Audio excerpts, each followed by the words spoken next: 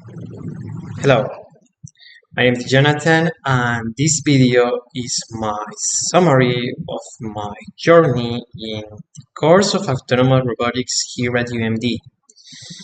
It was a really hands-on experience where I learned a lot, and I will share you all what I've done in the last couple of months.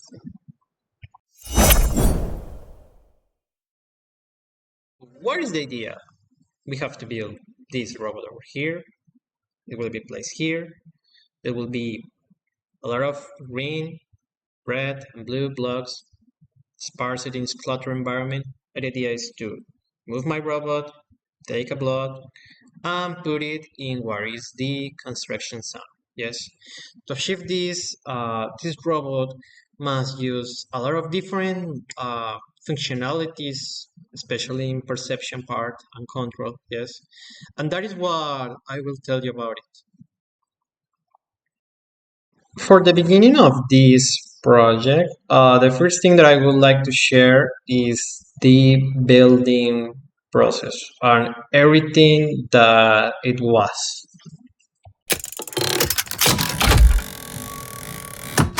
Okay, so we have a robot mobile platform called the DarkBaron. Yes, as you see, we pay a good couple of bucks for doing that. Well, we have everything like together of the body to build. Yes, that is me. By the first time, I remember that I have to repeat that step a few times because I didn't fasten everything as it should be after first try. But well, here we have bands. You see something there that is like an encoder. Ugh, what a hard time we have to put this together. It took a while, but it was necessary. A failure in the mechanical part would have been like critical to make it work. Yes, trying to put the wheels, seals, everything together, the battery. Yes, I remember this part. Later, I had to do some changes, but well, it was a really nice experience. Yes, like figuring out where I could put the disc. There is the edge grid over there. That part is the servo motor. Yes. I really also had a hard time doing it because like too tight and it didn't work expected. Well, putting everything together, like my first attempt, my first configuration, there is the emu, really important for the control. You will see later. There is me, yes, soldering again. Next is Anthony, if I'm right, good guy.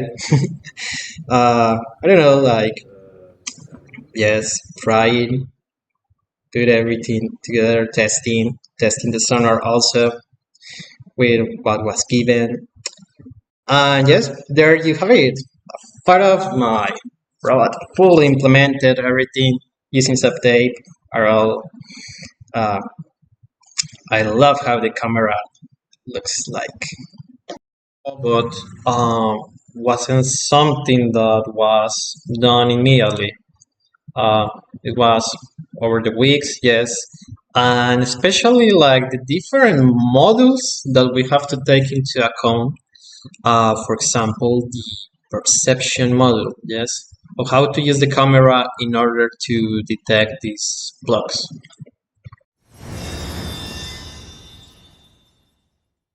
So here we will have our camera is a PI4, yes. I remember this was the first time that I took an image, yes. Later, just checking how it behaves to record video. It was really important because there was a way that helped me a lot with the testing, yes. In the couple of exercises we have, we learned about our thresholding, yes, how to apply this, and apply also filters like a Gaussian filter to get like the corresponding color that we need in a specific case to detect. For example, in the exercise for object tracking, we were able to detect the ring, yes, exactly you see there, with a really huge like efficiency. However, in the process, for example, in this case, I realized how important is the illumination to get better results. It was really hard at night to try to test. This is, for example, yes, applying. You will see how it changes to the HSB space, yes, detecting the contours of the green block. And with this information, I spent a lot of time trying to calibrate like there was a relationship between the area and the distance. It was inverse proportional. After calibrating that, I was able to guess by the area how far or near the block was. And well, just remember the fact that it was really important illumination because this messed up a lot of times my calculations and my logic. But we got it, and in that part, it was really robust at certain point. Explain about is what I would call like the actions mode. Probably is my favorite one because I felt that I was like sometimes playing. You feel that my robot was actually like an RC car at that moment. But okay, you will see.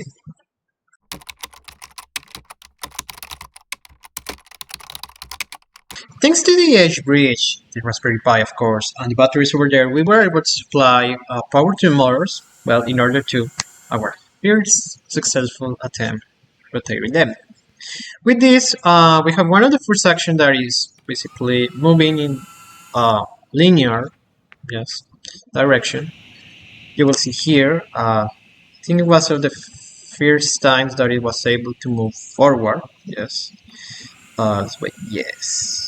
And if you can move forwards by using the edge bridge inputs, we could also put in reverse. Furthermore, by playing with the logic gates of the edge bridge, we could do the rotation to the left or to the right, yes. And also we could even do pivot left, pivot right, yes. And lastly, well, our action is with the servo to check that it was able to open and close to take the blocks.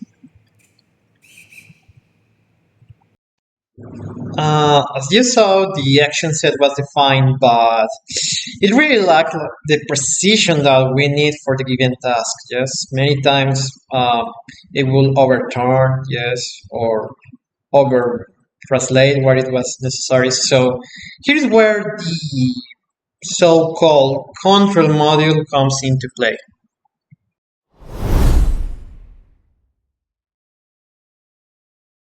Ah, from previous minutes, I explained about the encoder. We have two encoders, one in the back right wheel and one in the front left wheel. Yes, these encoders let us like calculate the advancement or displacement of the robot. As you see, one revolution corresponds to approximately 20 centimeters or a resolution of 20 steps for the encoder.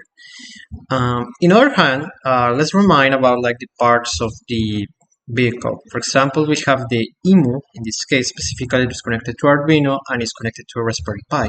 This is the key part to use in the tech orientation. It has an absolute orientation of a sphere of 360, yes, that will allow us control better the turning, yes, as the encoder will help us control better the linear movement. Yes, in this case, you see what happens when we implement the use of the encoder. It's now more precise in the locations that we expected. Yes, although there is a position error, and for turning, it has improved much, and now is more precise. The introduction of the EMU and the encoder really created what will be the control scheme. Yes, as a technique, I use a simple PD controller. Yes, just taking time to tune up the parameters and realizing that we need certain saturation like implementation because for certain duty cycle, yes, the model we're working with. But duty cycle, yes, there was like a minimum band that it wouldn't work. Yes. So other like problems that I figured out the way was how to correct like this weird turning that the road was doing. Yes, and it was just a mechanical issue about like sleeping. Yes, glue the wheels. Yes.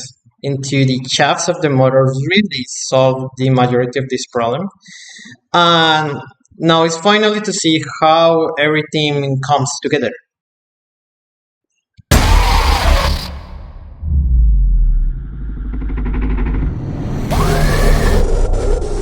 The idea in this stage of the project is to be able what you see to do the robot now doing autonomously, yes, without me required to set the commands or the directions that the robot has to go.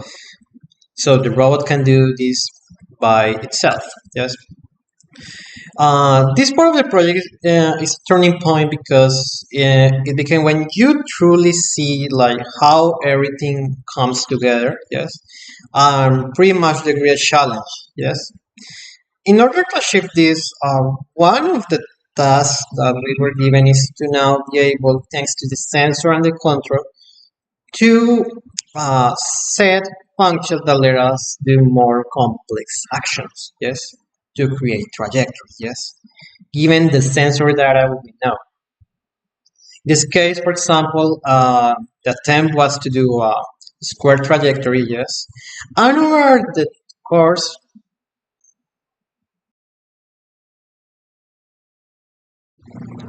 the next exercise was really important because we were combining perception, control, and the actions in order to the block, as you see, to be able to track blocks of certain colors. But in the process, anything works out the first try. So this is a part of the project where I have to do more testings, trial and errors in order to understand what was the best approach to deliver certain results. Here you will see, I think it's the first time when it actually worked as intended, yes. Uh, Realizing that we have to correct better the thresholds, the lookup table that I used to derive a relationship between the area and the distances from each color as well. And after doing this, I tried to implement other functionalities not with the previous knowledge as avoidance logic, yes, as you see. So it could avoid obstacles, or well, in this case, blocks that are not what the robot is trying to look right now. And pretty much, I tried to also recreate like this scenario what will be the grand challenge. Additional functions that I did include creating a locate function using the sonar in order to minimize the position error that, well, briefs over time. Yes, like every fourth block. And also, I included like an avoidance function. And with this, I considered that the bot was ready for the grand challenge. Grand challenge was an intense day, I will say. I got mixed feelings because you will see like although the robot was able to localize correctly the block that needed to take in the moment and calculate a proper distance to grab it,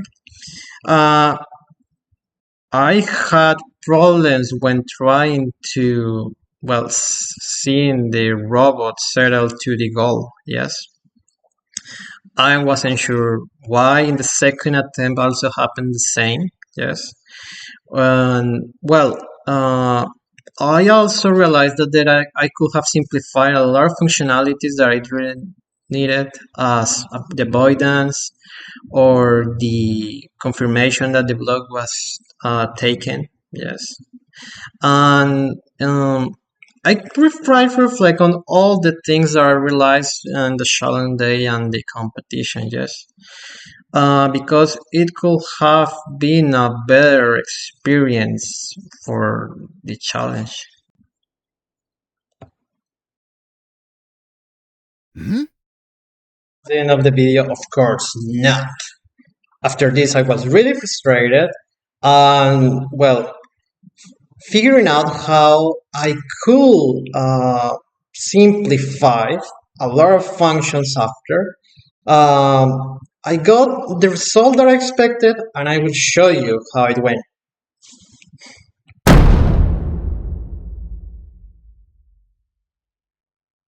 I decided to do a bigger maze, yes, environment, and I'm glad that you will see in firsthand how it's actually able to work unexpected with the correct light and illumination conditions.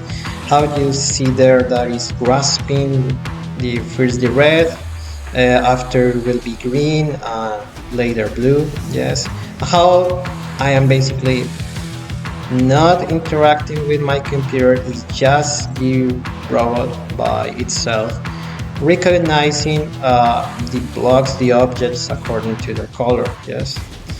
Uh, it makes me think how sometimes overthink, yes, or worry certain aspects that weren't as crucial, compromise the performance or the results at the end, yes.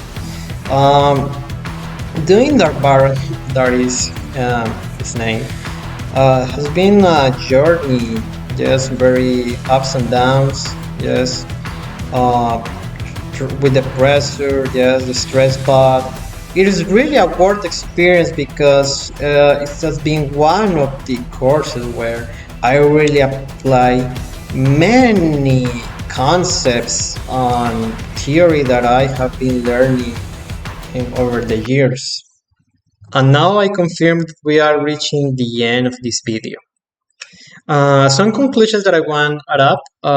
One of the first is that Autonomous Robotics has been a really meaningful course in my master. Yes, it has given me like the confidence about my robotics skills because, as you saw, I had an experience to apply many of the theory, yes, and courses that I have been learning and felt challenging over the past years with my undergraduate and currently my master.